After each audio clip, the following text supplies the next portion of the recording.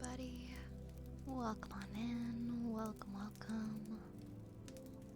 How is everybody doing tonight? Good evening. Good evening. It's snowing. It's snowing.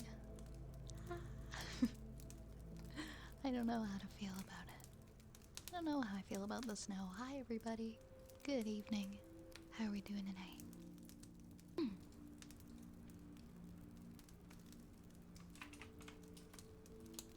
It's good to see you guys.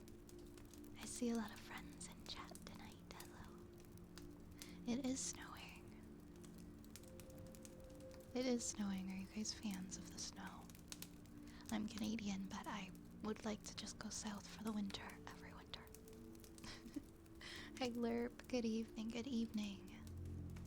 Hello, Raccoon. You were first. Congrats on first. Hello, Soul Dragon. Welcome here, Soul Dragon. I see that was your first message in chat. Thank you so much for coming in. Thank you for coming and hanging out tonight. Hey, Aranamo. Welcome back. Welcome back. Hi, Willem. It is me. Yeah, it is me. I am here. I hope everyone has a wonderful time here tonight as well. I got to rest, if not sleep, for 3 hours. Got a very early Monday coming up. Oh my goodness, yeah, please get all the rest you can so that you can hopefully start the week off on like a more positive note. No work tomorrow because of the rain. Ooh, you got a job that can potentially get rained out. It's dependent on the weather. Trying to decide if I want to work early or late tomorrow.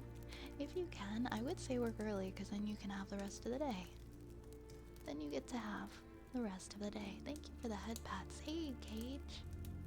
Thank you, thank you.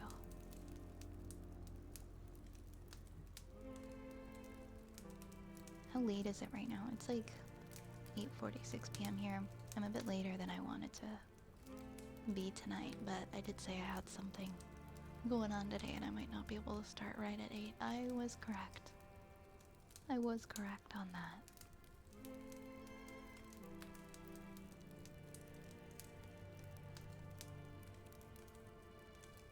Hey Jordan, welcome in. Hello, hello. Early is 6 a.m. Oh, and late is 10 a.m. Ooh, if it was 10 a.m., I'd maybe pick 10 a.m. See, I'm not a morning person. I'm not an early riser. I don't get up super early. I don't get up super early. I mean, I do if I have to.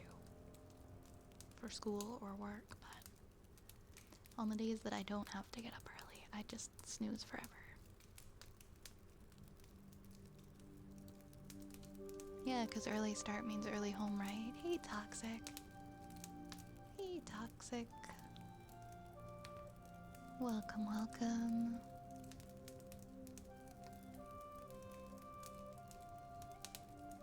Hey, Super Ninja Chicken, welcome back.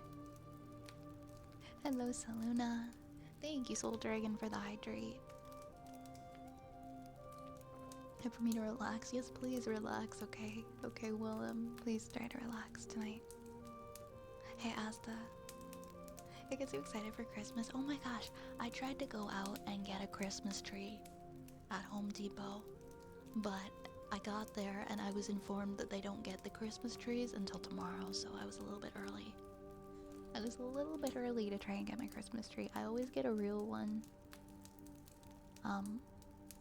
I always pick up a real one. It makes quite a bit of a mess, but I like getting the real one and having the nice pine smell. I might be nearing the end of that though. I've been eyeballing some of the fake trees. I might be over getting the real trees now, but I think it's a nice tradition too. They do smell amazing, so maybe I'm all talk. Maybe I'll keep getting the real tree. I'm alive, so pretty good. Honestly, yeah. Yeah, that's a good way to look at things, right? Snow's been rare in Canada so far. We've been been having snow early. We had a couple of winters recently where it didn't even snow until January, but it's starting up November now. We had some warm winters. Now this one's supposedly gonna be cold.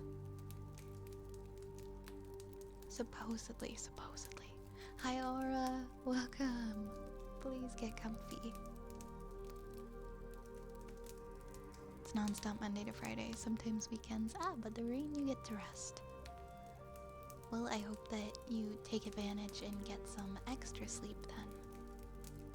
Yar, thank you so much for the raid. Oh my goodness. Oh my goodness. Hello, Yar. Hi. Hi, everybody.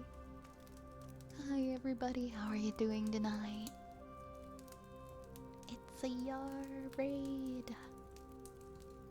It's a Yar raid. Can we get a shout out for our friend Yar, please? How was your stream? How are you doing? I hope it went well. Struggle with mornings, but sometimes it's nice to get work over and done with. That's how I feel. When I do my film job, if I'm, if I get a call, I have to get up so early. Are we cutting out again, like beginning of stream? Oh no, we're back now. Did we hiccup for a second there? Maybe it was just the app. Maybe it was just the app being weird.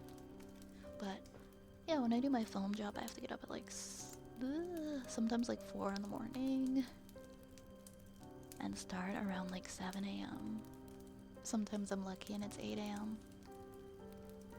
I say I have to get up at 4 because usually I end up having to like drive somewhere ridiculous. So I have to get all showered and then drive wherever I'm being asked to go, which could be quite far.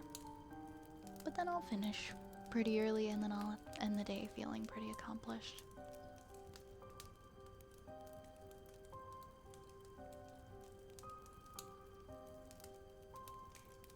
The smell is so important for the vibe. I hate the plastic one. You're like me.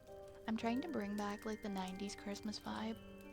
I was looking for incandescent lights, but I mean, I guess there's a reason why we don't really use them anymore, because they heat up and they can be more likely to cause fires. So I'm probably not gonna get the incandescent lights. I'm gonna do the LED. I like the multicolor with like the tinsel and like all the different unique bulbs and ornaments. We're canceling boring millennial gray Christmas, guys. We're bringing back the fun multicolor Christmas time.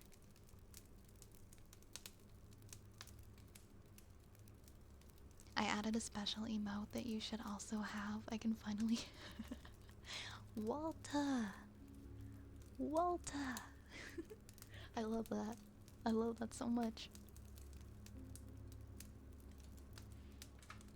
Also, let me get you the shout out. Guys, please make sure to go and follow our friend Yar. Yar streams a variety of different games and is a very cool person, very loved, very valued member of this community. And you were doing, oh my gosh, you were doing FNAF. Oh, you're doing FNAF 2. I've never played FNAF 2. I was surprised at that one. Wait. Was that you or was that somebody else? Wait. Oh, okay, never mind. It showed me that, then it showed me a different game.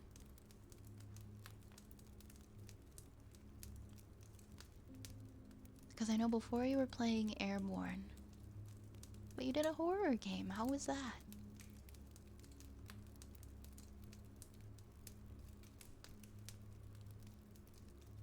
FNAF 2 is my favorite. What makes it better than the first one? I've only ever played the first one.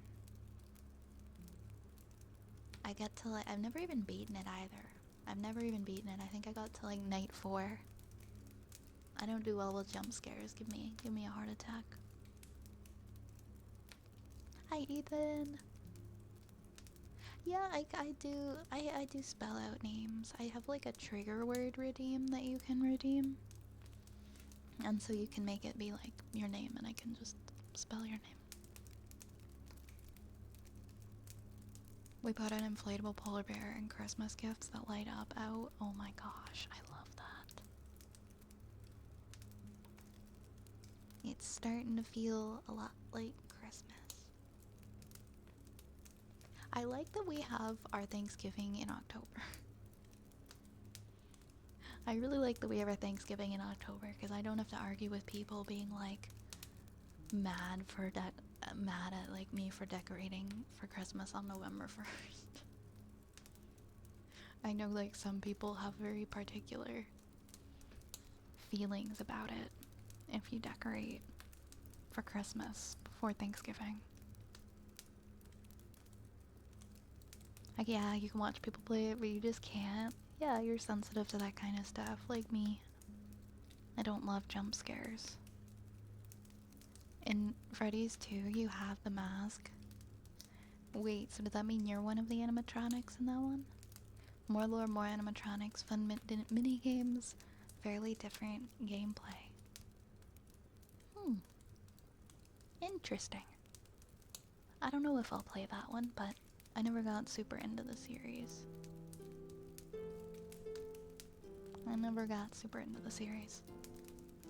I feel like the kids today, oh my god. We were joking about like you can tell how old Violet is, but like just listen to her talk for 5 minutes. And like one of the first things out of my mouth is the kids today. No, the I guess, I don't know, would it be Gen Alpha or like, Gen Alpha's like 12 or 13, isn't it? The ones that are like, I don't know, whatever generation's like 10 years old. The ones that are around 10 years old right now. I feel like they're very immune to shock factor and like horror and the stuff that really scared me as a kid. I feel like they're immune to it. Like they don't get as freaked out by things. By horror games and horror movies. They just like they're numb to it. Has anybody else noticed that? Run! Singing, it ain't gonna go away, it ain't gonna go away. The Viathon is gonna ride you down, but it ain't gonna go away. Thank you for the 100 bits. I think the Viathon's gonna go away one way or the other. I have Turtle's name on my hat today because Turtle very kindly gifted 10 subs right near the end of stream last night, and I wanted to make sure that we could have Turtle's name up for like a full stream instead of just for like 10 minutes.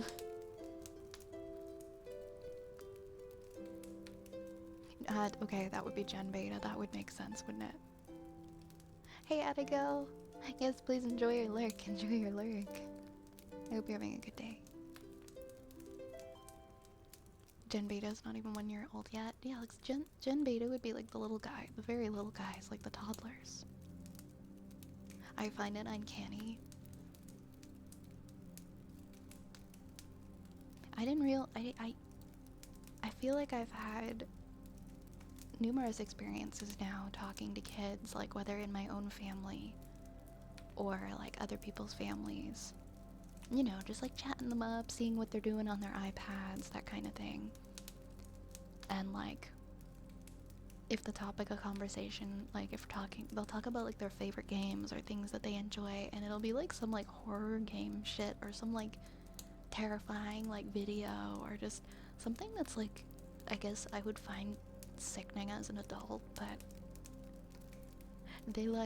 they're so comfortable with horror games and gory stuff, gory like horror movies, like slasher stuff. Like they don't seem to really care. And I had this one kid say to me like, oh, I watch that stuff all the time, I don't care, nothing scares me. And I'm like, kid, you're like 9 years old, slow down.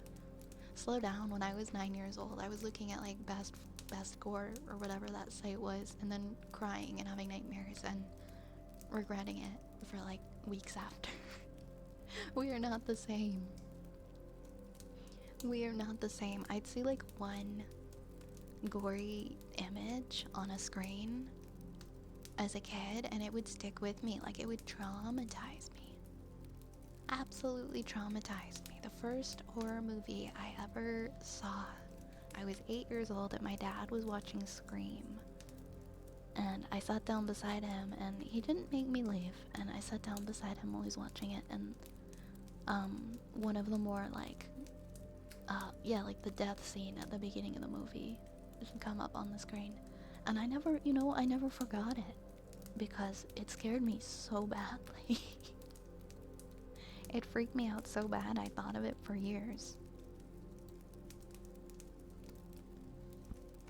And like I would go to sleep at night and it was like the image was burned into my brain. Like I was so sensitive to that kind of stuff. But meanwhile, then you've got kids and they're just like scrolling through like, I don't know, Twitter or, other sites with uncensored media where you can just like watch videos of like horrible tragedies happening, and they're watching like, like not even like stuff that's scary or like games, but like real life videos of things happening to people, and like it's normal, like they don't even care. Like they're what's the word I'm looking for? Not immune to it, but yeah, they've just been really desensitized to I think like just tragedy and body horror and this nasty stuff. And it makes me uncomfortable. Yeah, the more modern horror isn't like actually scary though. I've been finding that too. Okay, except for what's its name? The Terrifier. I don't like the Terrifier. Absolutely hate the Terrifier. It grosses me out. I had heard something that made me go, dang, I'm old. It's when the youth is using your birthday to fake their age. Oh no. Oh my god, anything but that. My brother is so unconscious when he gets off his phone. It's not healthy, right?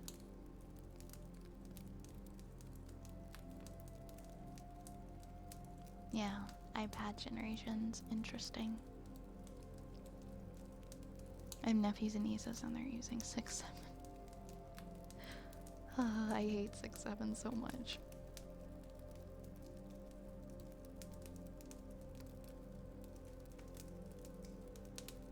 Yeah, when they have to do taxes, then they'll see what's scary. Whenever I wouldn't go to sleep on school nights, my mom would send pictures of The Exorcist. Nice. Nice. Mine was Chucky and Egg-Legged Freaks was my first horror experience. I saw Chucky. I didn't see the latter one now that you mentioned. Hey, Jazzy James. Thank you so much for the follow. Mwah. Mwah. What scared you as a kid, Yar? Doesn't help they play Fortnite and have like rated R movie characters in the movie, so kids are gonna look it up. Kids have like such... We've never had such easy access to whatever we want, like at the tip of our fingers. It doesn't matter what age, right? If they want to see it, they want it, they're curious, they can just look it up. And they're gonna find it, they're gonna learn about it and read about it or watch it. And you don't really have any control over that. Your only other option is to just be like, hey, I'm not gonna give my kids access to this technology, but then you gotta listen every single day about, oh, my friends are allowed to do it. My friends all have phones, why do I have to use a flip phone? And then they hate you. Then you're the enemy because you gave them a Razor flip phone. Cloth Bandit, thank you so much for the follow. Mwah. Mwah. And Azrael, thank you as well for the follow. Mwah. Mwah. Thank you for following. Hey, Cloud Kunai. Yeah, edgelords are, I think that's just generational. That's just generational. I was like that as a kid too. Hey guys, look at this website. I bet you can't. I bet it'll make you sick. I looked at it, but I bet you guys can't.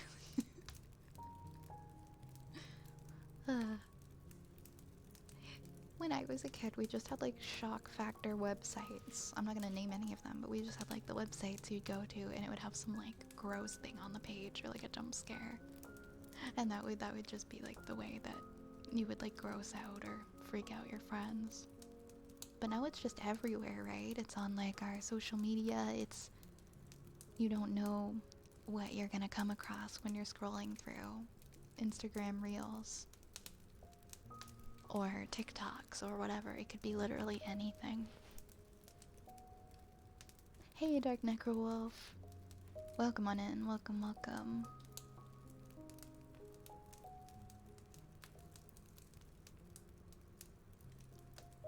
Yeah, the COVID generation is gonna be interesting to see. And the iPad kid generation. Hopefully not interesting in a negative way.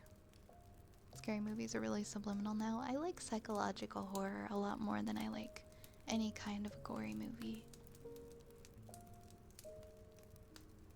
Yeah, I think that it's important for parents to not give in to their kids who are just using the excuse that they just want to be like all the other kids as a reason to let them just have a smartphone. Like, I'm sorry, 8-year-olds don't need smartphones, 10-year-olds don't need them. You just need your phone to be able to make phone calls, and that's it. You don't need it. You don't need access to all that information. I know you're like a kid, but it's like, you'll thank me later. You really will. Hey, I'm an adult. I'm an adult, and I wish that I didn't have as much access as I do. I have a little bit of an addiction to my phone.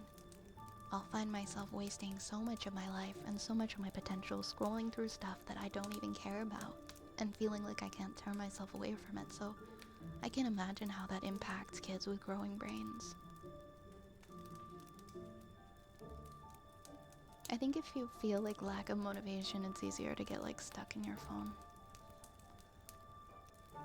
Yeah, don't give them the Wi-Fi password. I don't know, kids get scary, especially when they get older, and they get really annoying to deal with. Yeah, I guess, but you can't really watch them all the time, right? There's certain ways to restrict that info without restricting their access to technology. Yeah, it's not that easy for the average person to do, and a lot of people just aren't going to look up how to do that and use those parental controls. Kids are smart too, they'll find a way around the parental controls.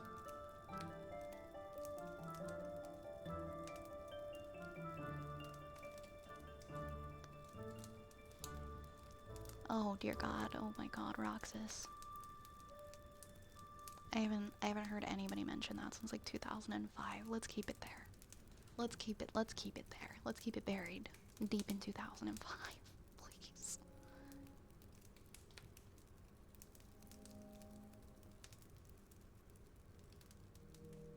I think the first thing that I was ever scared of was Megatron from the Transformers 2007. I was like 6 at the time, if I remember correctly.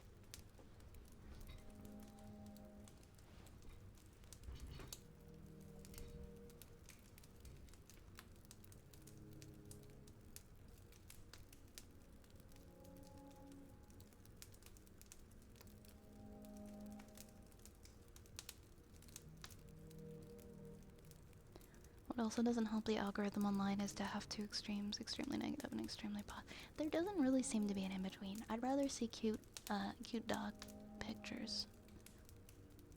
I'd rather see cute cat and dog pictures.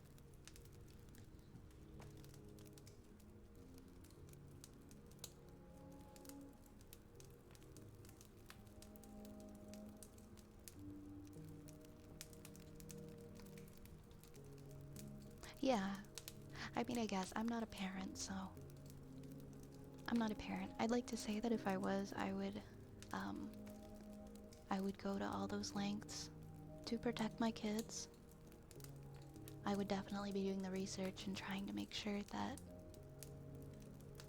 they were protected, but then, I mean, you can't protect them from their friends, you can't protect them from the people they're spending time with at school. You can only do so much. You really can only do so much, right? Hey, Silently.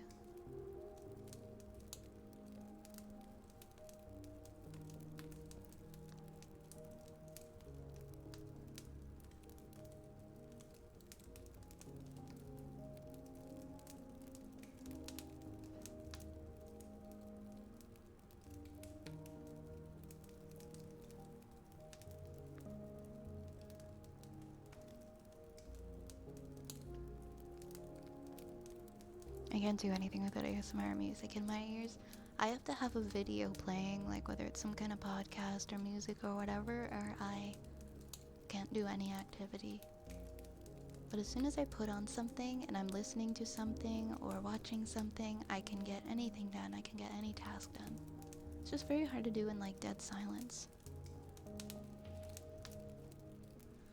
Very hard to do in dead silence. Thank you for that, Pats. Thank you, Toxic. DNS filters exist, folks. Yeah, there are ways. There are definitely ways to get ahead of this. Yeah, some people are so good at just getting stuff done in silence. I don't like the silence.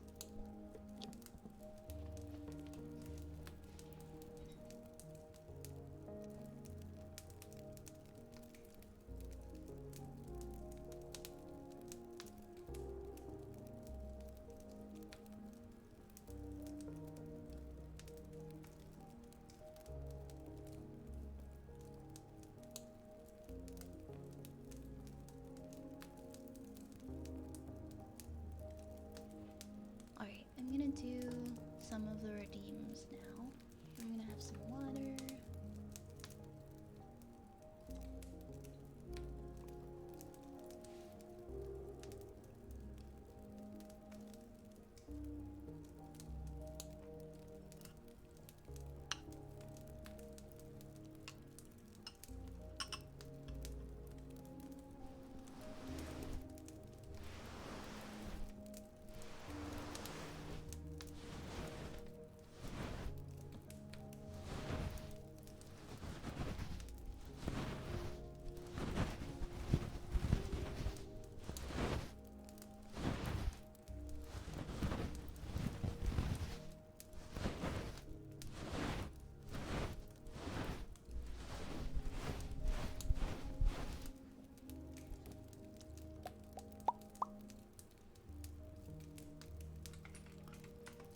Okay, let me... Oh, I don't have my echo effect on. That's no fun. That's no fun. Oh, did it not do the little going live announcement that it normally does?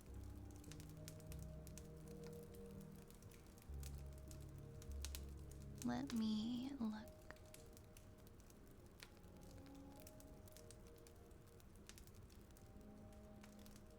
Oh, you're right, it didn't. I wonder what's up with it. Yeah, it worked yesterday. It worked yesterday. I don't know why it's not working today, but I guess we'll figure it out.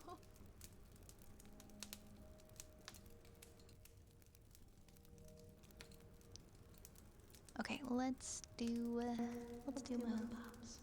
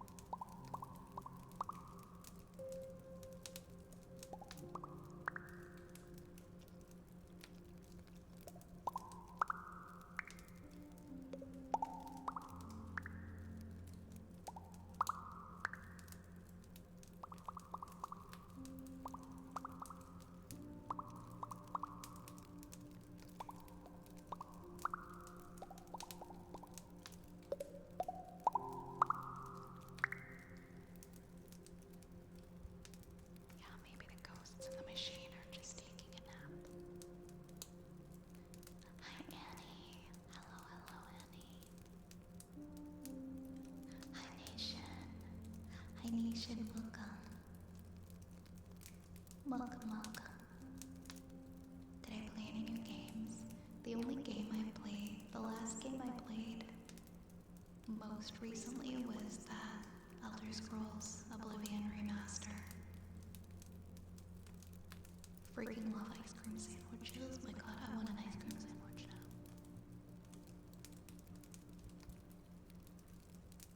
now. I have to do like this medical test that I have to do like every year. And I have to avoid certain foods for a couple of days when I do it. And I'm not supposed to eat like, okay, my problem is I have tomatoes in there's tomatoes in everything I eat.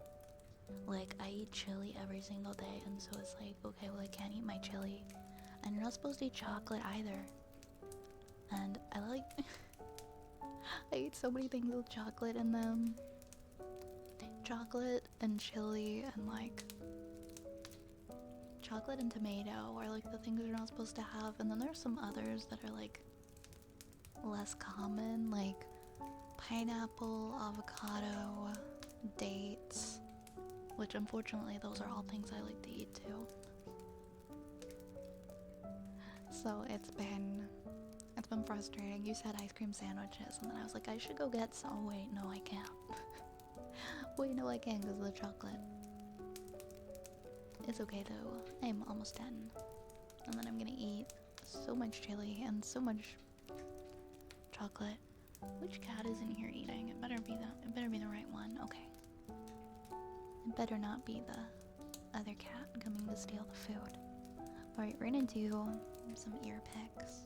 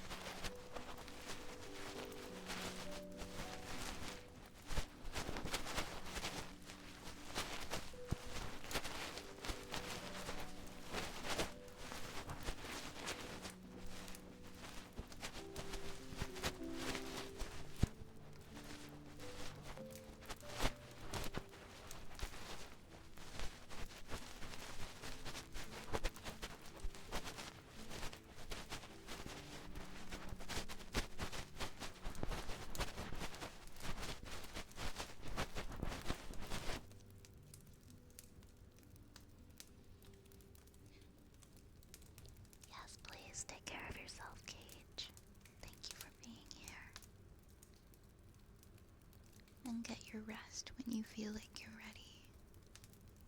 Raccoon, you would like a book? Okay, we'll read a book for you in a bit.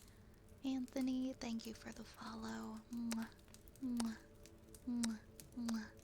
Thank you for the follow, Anthony.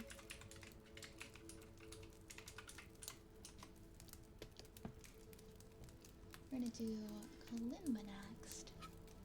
Ooh, we've got just under 7 minutes left on the Viathon timer.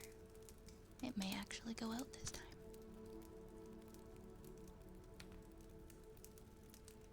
Let's do some Kalimba.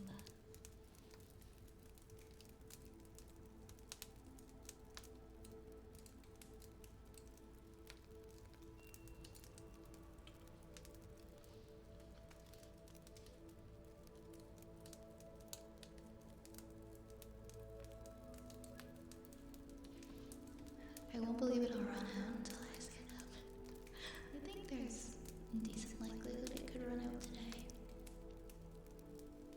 Although it has been like getting saved at the last second a lot lately, but today's a new day. It could end up ending.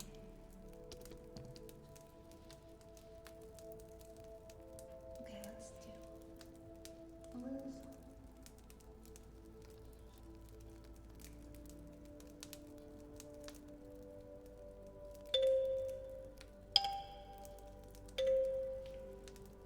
Oh wait, I don't want the music playing. That's loud. Oops. Actually, I'm gonna pick a different sound.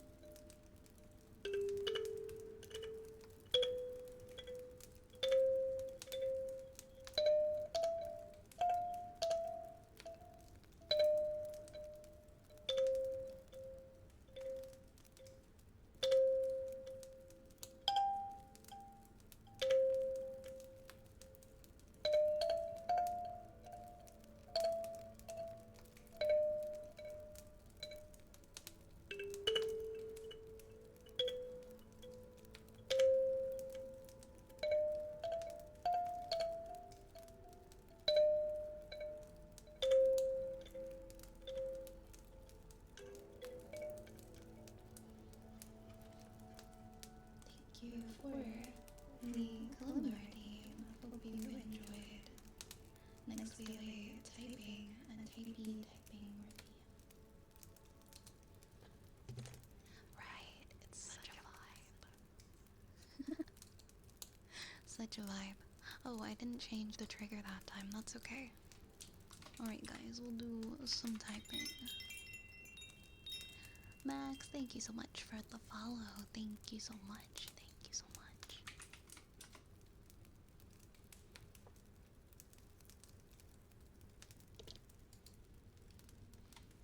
Welcome on in, welcome on in. Mwah, mwah, mwah, mwah.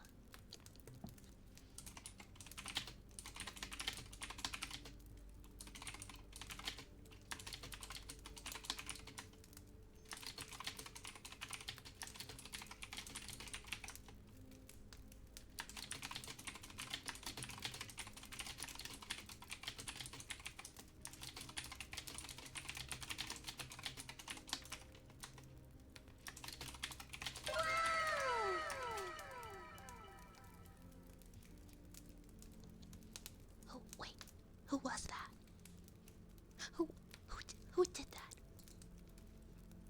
Wait, anonymous. Wait, no, but now I don't know who it was. Now I can't. That's not fair. That's not fair being anonymous. I don't know who did it. Okay. It better not be anybody that said they weren't gonna anymore. Oh my goodness. Oh my goodness. No, for real. I hope it's not somebody who said they weren't gonna anymore. Oh my goodness. Thank you so much, Anonymous. Thank you for the 100. Thank you for the $100. For the $100 tip, bringing us to 792 points out of 1,000. Thank you so much. Thank you so much. I'm gonna shout every time somebody donates. I'm just gonna shout at you like, please take care of yourselves. Please take care of yourselves. Please love yourselves. And don't break your wallets. Please don't. But thank you so much. Thank you so much. Anonymous, you're amazing. And I really appreciate that. Thank you for keeping the Viathon alive. Thank you, thank you. Thank you, thank you.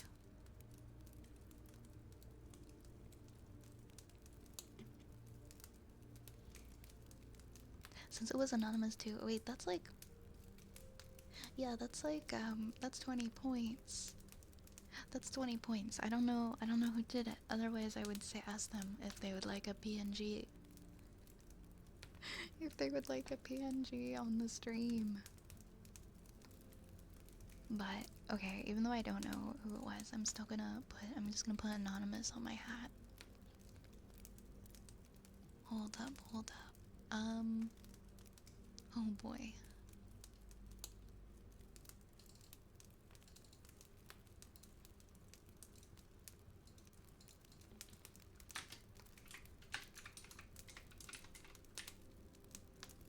We put an anonymous PNG on the, oh my gosh, on the screen. That would actually be really funny. Okay, hold on, let me put the name. I want to put the name up on the stream first. Hold on, give me 1 second.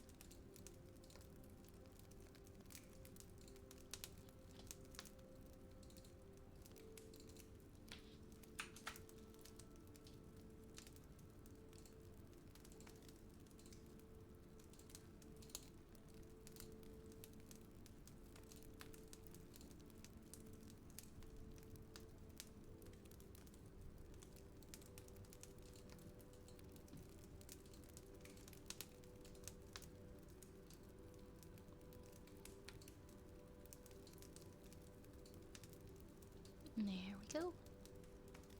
We got anonymous and we got turned on the hat now. Hold on, let me find a PNG. Let me find a PNG. Oh.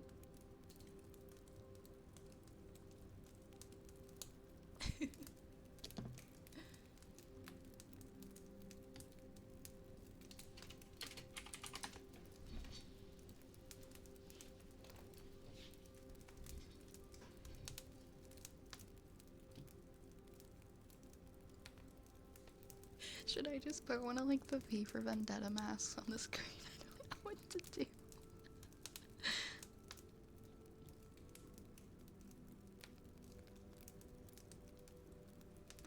There's too many choices. There's too many choices. Okay, let me find a PNG.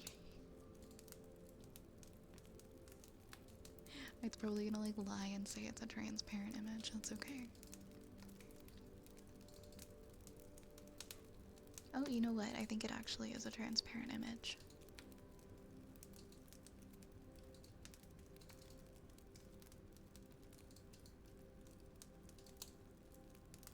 Oh my goodness. Oh my goodness, chat.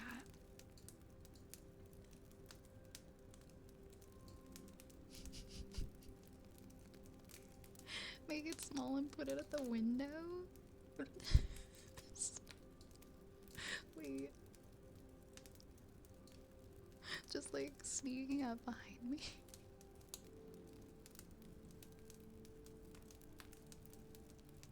They're always watching. Oh my god. Guys, I can't. I cannot. I cannot handle this. Hey, Dark Zeus, welcome on in. Welcome on in. How are you doing? That was a good idea.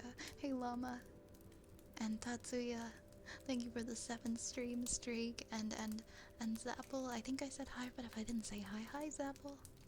We need a V for Vendetta mask revised model at some point. Well, now we have to. Now we just kind of have to. I could just, like, get a PNG and pin it to my model. That would be so funny. Well, thank you again, Anonymous, for a very kind, very generous contribution. I don't know who you are, but I appreciate you. Thank you. I will honor you with this very special, very, very special PNG beside me.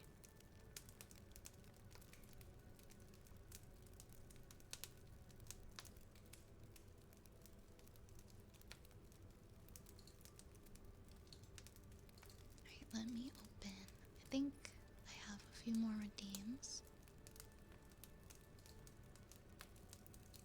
There we go.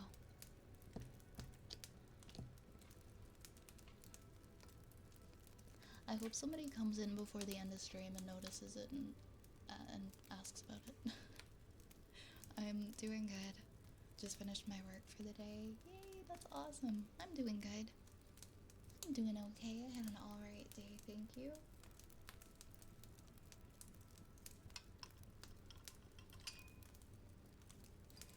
Just having a little bit of yogurt.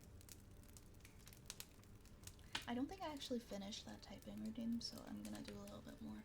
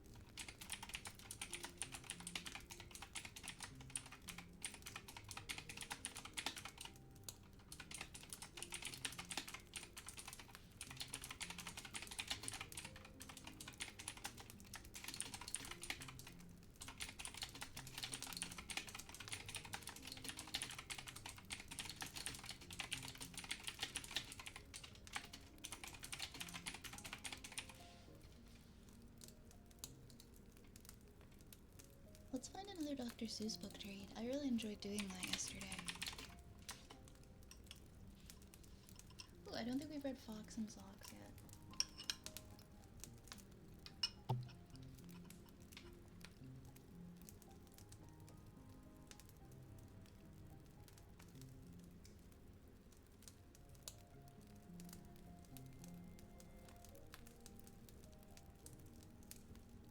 This one looks like a tongue twister.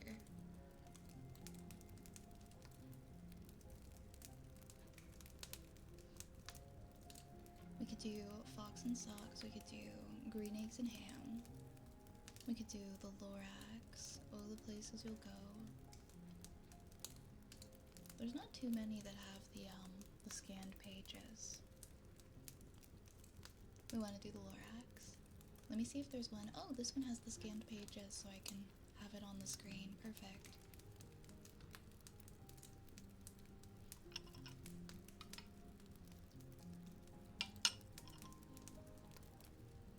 Oh, and this copy was earth-friendly and printed on recycled paper. Alright.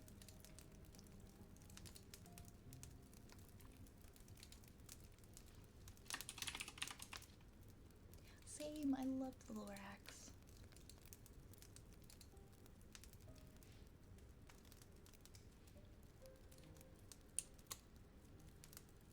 Oh wait, let me make this page a little bit less big.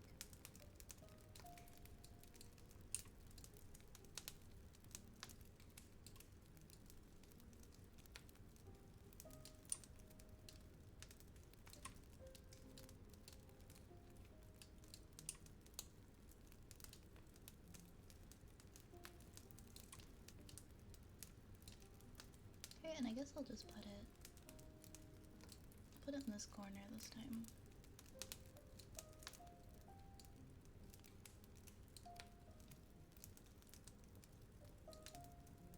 Great. There we go.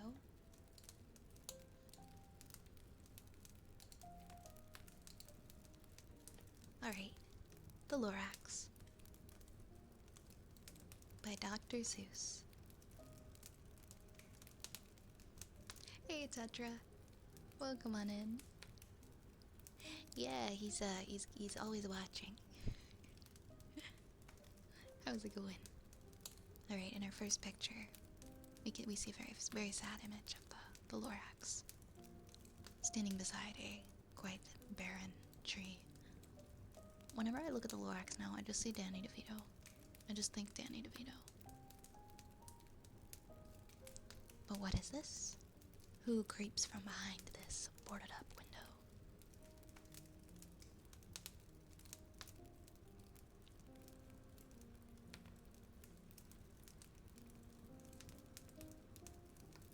The street of the lifted Lorax. At the far end of town, where the grickle grass grows, and the wind smells slow and sour when it blows, and no birds ever sing excepting old crows, is the street of the lifted Lorax. And deep in the grickle grass, some people say, if you look deep enough, you can still see today where the Lorax once stood, just as long as it could, before somebody lifted the Lorax away.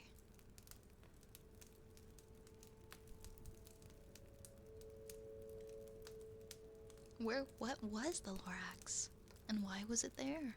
And why was it lifted and taken somewhere? From the far end of town where the grickle grass grows, the old Onceler still lives here. Ask him. He knows. You won't see the Onceler. Don't knock at his door. He stays in the Slurkim, cold under the roof, where he makes his own clothes out of mufford moof. And on special dank midnights in August he peeks out of the shutters, and sometimes he speaks, and tells how the Lorax was lifted away. He'll tell you perhaps, if you're willing to pay.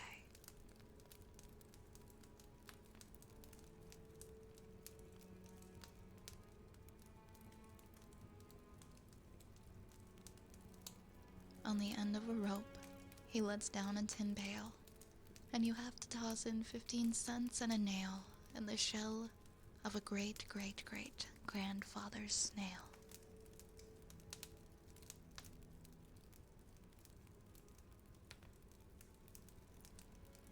And he pulls up the pail, makes a most careful count to see if you've paid him the proper amount. Then he hides what you paid him away in his snoov, his secret strange hole, or his snub, not snoov, in his grovulous glove. Then he grunts, I will call you by whispermophone, for the secrets I tell are for your ears alone. Slap. Down slaps the whispermophone to your ear. And the old Onceler's whispers are not very clear, since they have come down through a snurgly hose, and he sounds as if he had smallish bees up his nose. Now I'll tell you, he says, with his teeth sounding gray, how the Lorax got lifted and taken away. It all started way back, such a long, long time back.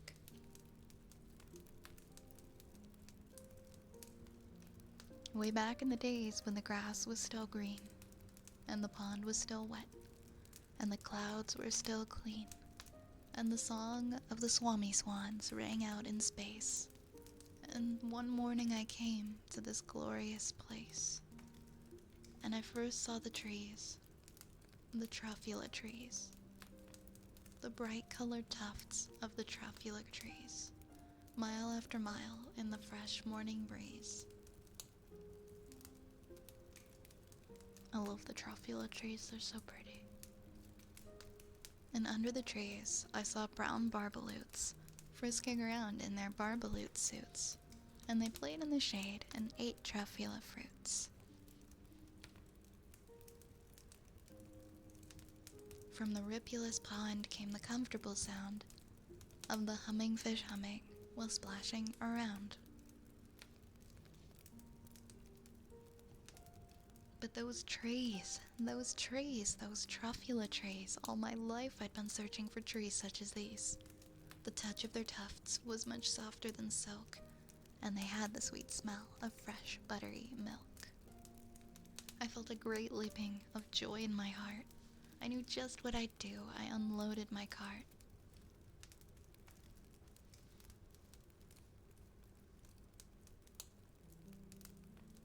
And in no time at all, I had built a small shop.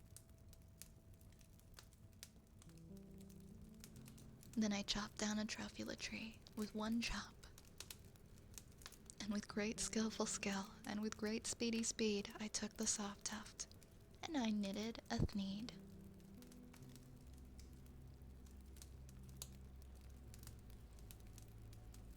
The instant I'd finished, I heard a gazump. I looked, I saw something pop out of a stump of the tree I'd chopped down. It was sort of a man. Describe him? That's hard. I don't know if I can. He was shortish and oldish and brownish and mossy, and he spoke with a voice that was sharpish and bossy. "Mister," he said, with a sawdusty sneeze, "I am the Lorax, and I speak for the trees. I speak for the trees, for the trees have no tongues, and I'm asking you, sir, at the top of my lungs." He was very upset as he shouted and puffed, "What's that thing you've made out of my Truffula tuft?" "Look, Lorax," I said, "there's no cause for alarm. I chopped just one tree and I am doing no harm. I'm being quite useful. This thing's a thneed. A thneed's a fine something that all people need. It's a shirt, it's a sock, it's a glove, it's a hat. But it has other uses, yeah, far beyond that. You can use it for carpets, for pillows, for sheets, or curtains, or covers for bicycle seats." The Lorax said, "Sir, you are crazy with greed. There is no one on earth who would buy that fool thneed." But the very next minute, I proved he was wrong. For just at that minute, a chap came along, and he thought that the thneed that I had knitted was great. He happily bought it for $3.98. I laughed at the Lorax. "You poor, stupid guy. You can never tell what some people will buy." "I repeat," cried the Lorax, "I speak for the trees." "I'm busy," I told him. "Shut up, if you please." I rushed across the room, and in no time at all, I had built a radio phone, and I put in a quick call. I called on my brothers and uncles and aunts. I said, "Listen here, here's a wonderful chance for the whole Wensler family to get mighty rich. Get over here fast, take the road to North Nitch, turn left at the Weehawk Inn, sharp right at South Stitch."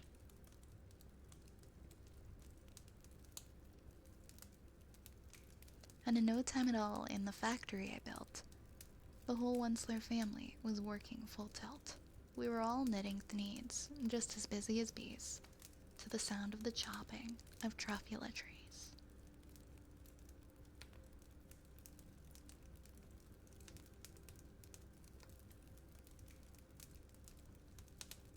Then, oh baby, oh how my business did grow. Now chopping one tree at a time was too slow. So I quickly invented my super axe hacker, which whacked off 4 Truffula trees at one smacker. We were making thneeds 4 times as fast as before. And that Lorax, he didn't show up anymore.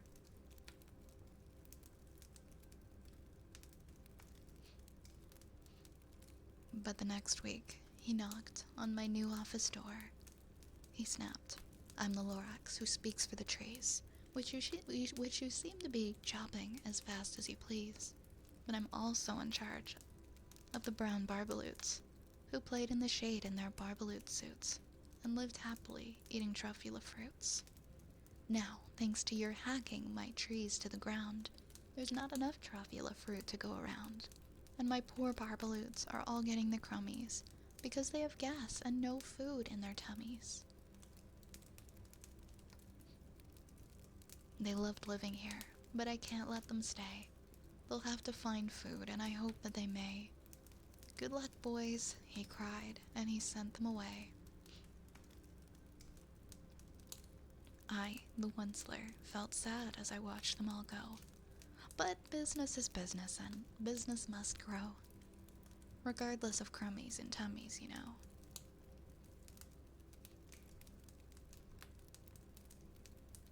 I meant no harm. I most truly did not. But I had to grow bigger. So bigger I got. I biggered my factory. I biggered my roads. I biggered my wagons, and I biggered the loads. Of the thneeds I shipped out, I was shipping them forth. To the south, to the east, to the west, to the north. I went on biggering, selling more thneeds, as I biggered my money, which everyone needs.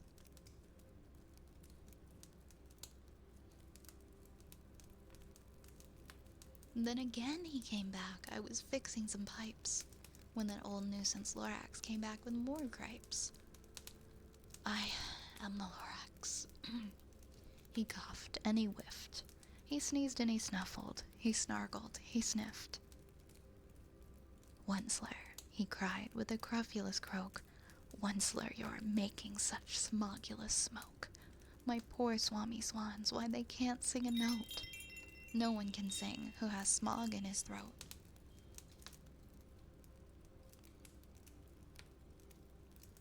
And so, said the Lorax, please pardon my cough. They cannot live here, so I'm sending them off. Where will they go? I don't hopefully know. They may have to fly for a month or a year to escape from the smog you've smogged up around here. What's more, snapped the Lorax, his dander was up. Let me say a few words about Gluppity-Glup. Your machinery chugs on night and day without stop, making Gluppity-Glup, also Schloppity-Schlop. And what do you do with this leftover goo? I'll show you, you dirty old Onceler man, you.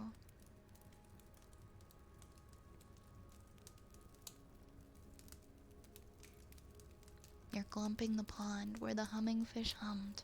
No more can they hum, for their gills are all gummed. So I'm sending them off. Oh, their future is dreary. They'll walk on their fins and get woeful, weary, in search of some water that isn't so smeary. And then I got mad. I got terribly mad, and I yelled at the Lorax, now listen here, Dad. All you do is yap, yap, and say bad, bad, bad, bad. Well, I have my rights, sir, and I'm telling you I intend to go on doing just what I do. And for your information, you Lorax, I am figuring on biggering, and biggering, and biggering, and biggering, turning more truffula trees into thneeds, which everyone needs. And at that very moment, I heard a loud whack. From outside in the fields came a sickening smack of an axe on a tree. Then we heard the tree fall, the very last truffula tree of them all. No more trees, no more thneeds, no more work to be done. So in no time, my uncles and aunts, everyone, they all waved me goodbye. They jumped into my cars and drove away under the smoke-smuggered stars. Now all that was left beneath the bad-smelling sky was my big empty factory, and the Lorax and I. The Lorax said nothing and just gave me a glance, just gave me a very sad backward glance as he lifted himself by the seat of his pants, and I'll never forget the grim look on his face when he hoisted himself and took leave of this place through a hole in the smog without leaving a trace. And all that the Lorax left here in this mess was a small pile of rocks with the one word. Unless. Whatever that meant, well, I just couldn't guess. But that was long, long ago.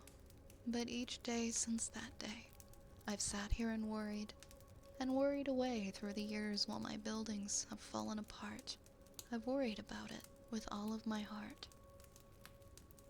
But now, said the Onceler, now that you are here, the word of the Lorax seems perfectly clear. Unless someone like you, who cares a whole awful lot, nothing is going to get better.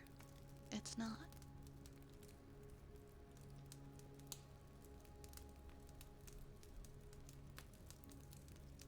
So, catch, calls the Onceler. He lets something fall. It's a Truffula seed, the last one of all. You're in charge of the last of the Truffula seeds, and Truffula trees are what everyone needs. Plant a new Truffula, treat it with care, give it clean water and feed it fresh air. Grow a forest, protect it from axes that hack. Then the Lorax and all of his friends may come back.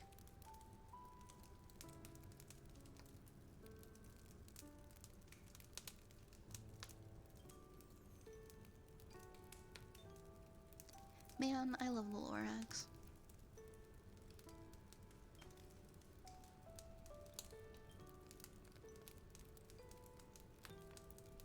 I love the Lorax. It's such a brilliant story. Hey, Trigoro. Welcome on in, welcome on in. I hope you had a lovely day. And Frosty Plushie, thank you so much for that follow. Welcome on in. Mwah. Mwah. Mwah. Welcome, welcome. Hope you enjoyed your story. Hi, Raze. I am a tree hugger. I really am. I care so much. I care so much it hurts, guys. I can't help how much I care about everything. It is such a good story. Hey, Sunny. Hey, Sunny. Welcome on in. We have a tuning fork redeemed next, and I think that's everything in the queue for now.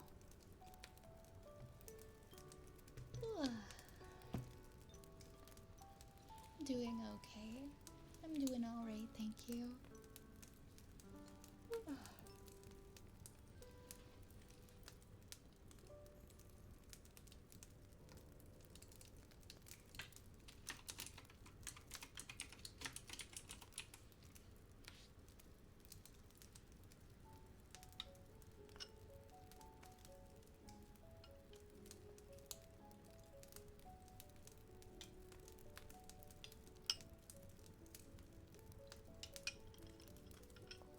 Thank you for the hydrate orange.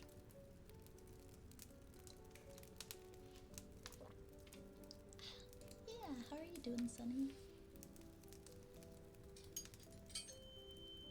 Ooh, I don't want to do this one. This one is too harsh of a tuning fork.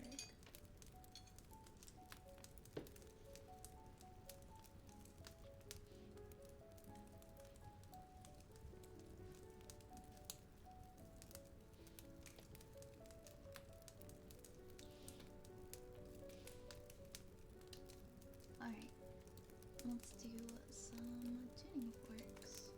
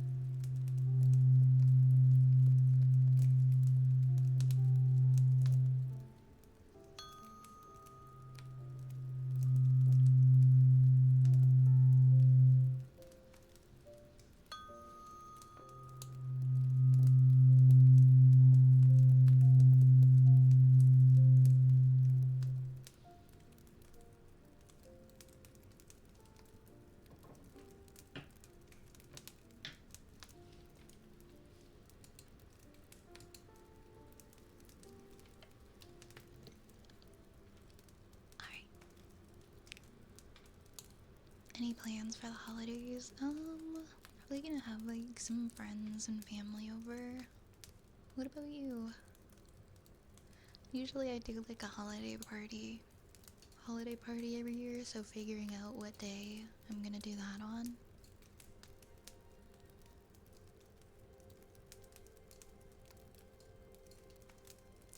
What do I want from Santa this year? I don't need anything.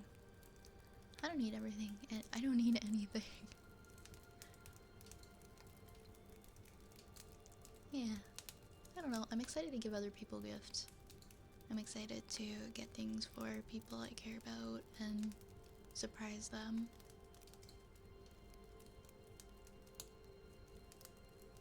Hey, I'm doing okay, Abigail. I'm sorry you cut yourself shaving. I'm sorry. That sucks. Hopefully it's not too bad. Until I was in my mid-20s or so, I thought that all the people in American Westerns were fictional characters like Billy the Kid, Wyatt, or Butch Cassidy. To be fair, I never really consumed Western content much. So if you had asked me, I probably would have been like, I don't know. I don't know. I know I've heard of Jesse James and Billy the Kid. I haven't heard of Butch Cassidy or Wyatt Earp.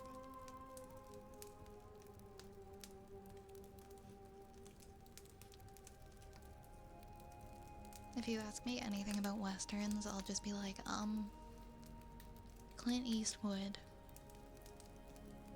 Horses.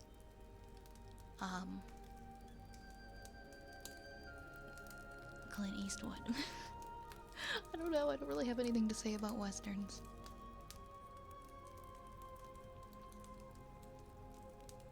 I said that to my grandma and she looked at me like I was crazy for thinking that. Billy the Kid was a real person. I've been to his grave. Really? What's the one? What's the Arizona one? There was like this one. I forget what it's called, but when I went to Arizona, I went to like this Western thing, and they did like a reenactment. And there was this one guy, and I don't remember what his name is now. But it was like what the whole attraction was about. And now I don't remember, because it was in like 2019, I think. So the fun part is that some of them are fictional, and even the real ones were often less fantastical in reality than the movies presented. Yeah, I mean, they had a Hollywood element about them.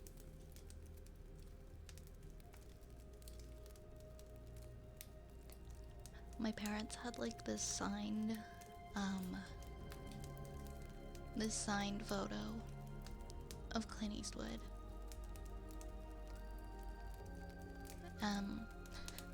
Because one day a long time ago, my parents were sitting behind Clint Eastwood in a restaurant, and they never got a chance to talk to him, and my dad like just wouldn't let it go. He's like, I can't believe we were seated right behind Clint Eastwood and I never got to talk to Clint Eastwood. And he told this story like probably every week of his life, once a week. And then he wrote a letter to Clint Eastwood being like, my wife and I were seated behind you and I didn't get to talk to you, but I like your work. I don't know what he wrote, I have no idea. And then Clint Eastwood sent him like an autographed photo, and they ended up framing it. And my dad would talk about that photo, like that was like his thing. He was so proud of just this autographed picture he had of Clint Eastwood. So much so that like when I was a teenager, anybody who was like around my dad or met my dad, they would just hear that story. He loved to just like say the same stories over and over. But I think that was the one that he would tell the most, was like how he almost met Clint Eastwood.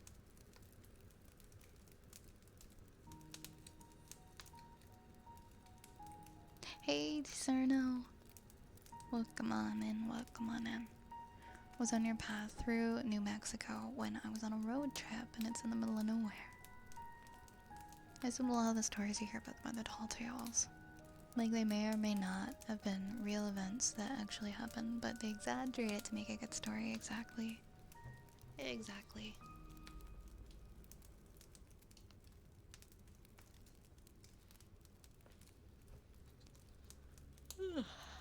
Anyways, some secret lore about the Clint Eastwood photo. When my dad died, the photo ended up in an estate sale by accident, and my mom was like, actually, we don't want the Clint Eastwood photo to be in the estate sale. We don't want that in there. And then the lady in charge of the estate sale got very mad, and she's like, well, you can't remove it from the estate sale because a lot of people want to bid on it, and it's the most popular item. And so my mom snuck into the house and replaced the Clint Eastwood photo with a photocopy, and then went home. And now we still have the Clint Eastwood photo. But don't tell anybody. Shh. Shh. Shh. Shh. Secret. Secret. Don't tell the No, my mom was like begging to pull this photo out of the estate sale, and the lady who handled it was like so rude. Like, she's like, I'm gonna get a fat commission out of this. I'm not gonna allow you to remove this item from the estate sale. You can't do that. My mom's like, you know what, screw this. I'm just gonna go replace it with a photocopied one from Staples. And then, I don't know, I guess there's just somebody out there with a framed autograph photo of Clint Eastwood, and they think it's real, but it's not. So, shh. Oh, that's such a silly thing to say out loud. Imagine it was Clint Eastwood, he was the highest bidder. Is Clint Eastwood even still alive? Would he have still been alive? At that point, I don't actually know if he's still... Oh, he's 95. Is he still here? He is, he's 95, okay. Yeah, that was like 5 years ago. Imagine if the person was just in this chat right now who got the fake Clint Eastwood photo.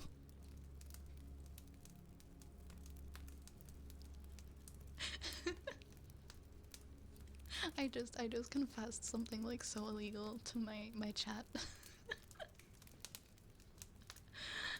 Oh my gosh, it's okay, I didn't do it, my mom did. It wasn't me. It wasn't me. I just told a big secret. My mom told me a story that is similar. Back in the day, my late uncle saw Gene Hackman at a hotel in Thailand.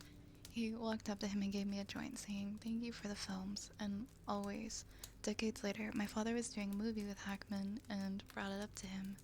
And he remembers what my uncle did. Oh my goodness. Oh my gosh, that's actually crazy. Like, that they remembered that interaction.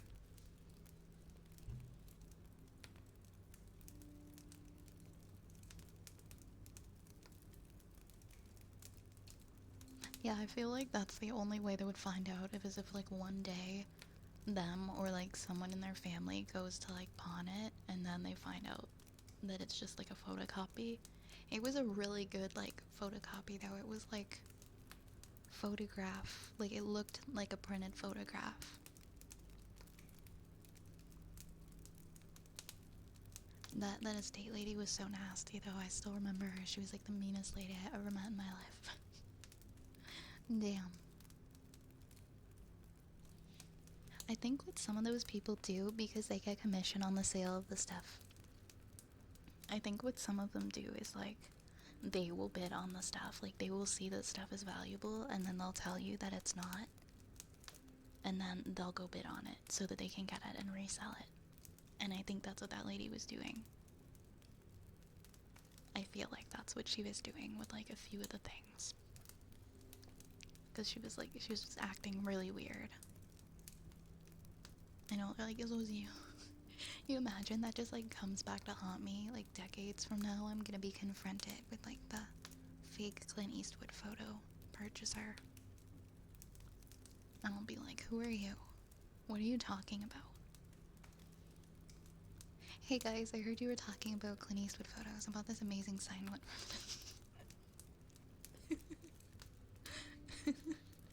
Hey, more balls.